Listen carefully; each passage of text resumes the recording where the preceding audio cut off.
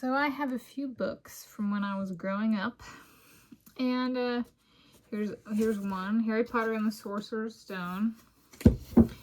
Here's another, Harry Potter and the Chamber of Secrets. Harry Potter and the Prisoner of Azkaban. Harry Potter and the Goblet of Fire, which has the Tri-Wizard Tournament and with the Wizarding Trophy, which is like a ginormous cup, Wizarding cup, something like that. And then there's Harry Potter and the Order of the Phoenix. And then there's Harry Potter and the Half-Blood Prince. And then there's Harry Potter and the Deathly Hallows.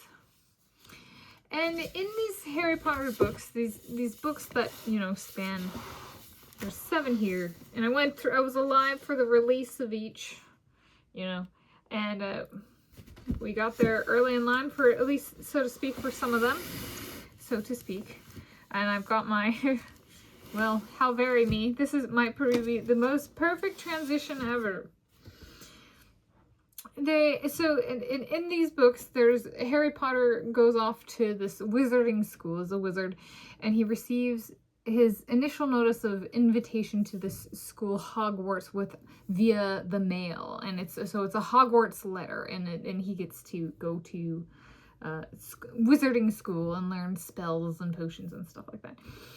And I was thinking, I was like, in reading the books growing up, and it's stayed true, it hasn't changed, and it's one where a lot of people are like, I really want a Hogwarts letter, and I was like, so like if I got a Hogwarts letter, I would have to go to that school instead of the school I'm going to, and I would have to go to school with Harry Potter? No. I was like, no. I was like, but it would be cool to have like, if I could come up with something, or an institution or something like that, that would be like my Hogwarts replacement. Somebody else can take my letter, you know, like, or not take my letter. They can, you know, like Hogwarts, send the letter to somebody else, you know, because I want something. And I was like, but what is it? And I was like, you know, maybe I've come to settle. And I thought about it once upon a time. It's like, this is kind of like in the realm of magic. And I was like, something that like, you know, to me would feel magical. And so I took this course. I'm Tanis of Seattle, and I'm filming this a number of years later. So I'm filming this on Tuesday, 9 June 2026 AD. And I took a course in Near East themes in Near East literature back in like January to March 2011 at the University of Washington. I was a student there.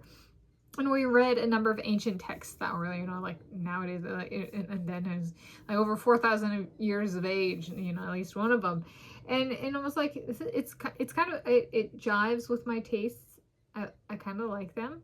But there was a text that was like, I thought that, let's say, there's a Greek author, and I'm getting to why this particular copy is a good one to transition, is a Greek author, Homer. And I was like, this is stuff that I could like kind of work on.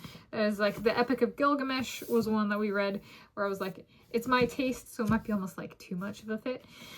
But I was like, so would a Greek language and literature graduate school offer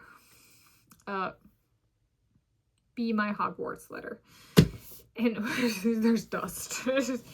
This lovely copy. So I recently finished reading The Odyssey by Homer for a second time. And one of the things I picked out is like, so I grew up eating pomegranates, and pomegranates are, Greece is a southern European country. It's warm enough they can grow pomegranates. And my copy of Harry Potter and the Goblet of Fire is stained with pomegranate juice, because I used to peel pomegranates and then eat the seeds as I read the books. It looks like a blood stain. It's actually pomegranate juice. So that perfectly transitions to the text of the pomegranates in Greece, in ancient Greece, the Odyssey by Homer. So I get to, I think I got it right, that I initially back in 2011 read a translation by Robert Fagel. So this is up in queue. This is my next book to read. Might start after I finish filming this video and get it up and posted. But returning to this particular translation, it was not in book form back then. So book form includes like an introduction and notes by somebody else. So I might just do the translation again, go back to where I started, so to speak. But for me, I find it a bit of an adventure. There's military history, there's imagery, there's food, there's like materials, and I did work in researching like, you know, mineralogy, petrology, volcanology, condensed matter physics. There's a lot of like little things that I enjoy that might not be like at today's level of technicality or kind of thing, but like for then it like weaves a beautiful story with kind of more technical elements that could still hold to today. And like my cardiology, self-experimentation, study of the heart.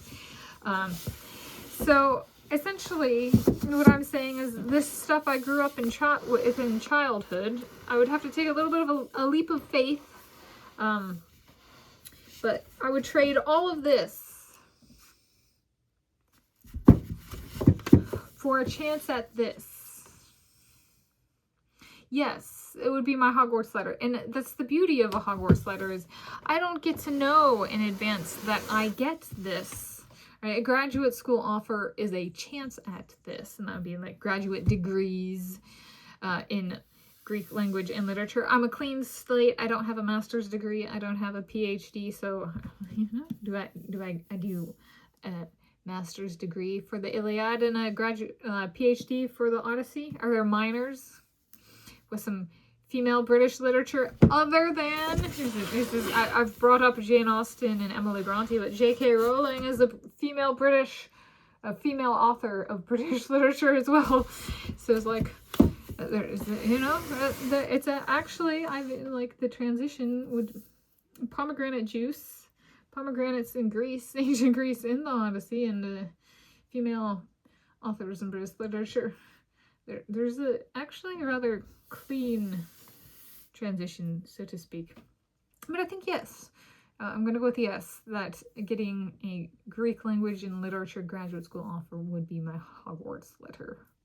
For me, it would be that magical, including like, you know, Greek lettering and stuff like that. That would be very cool.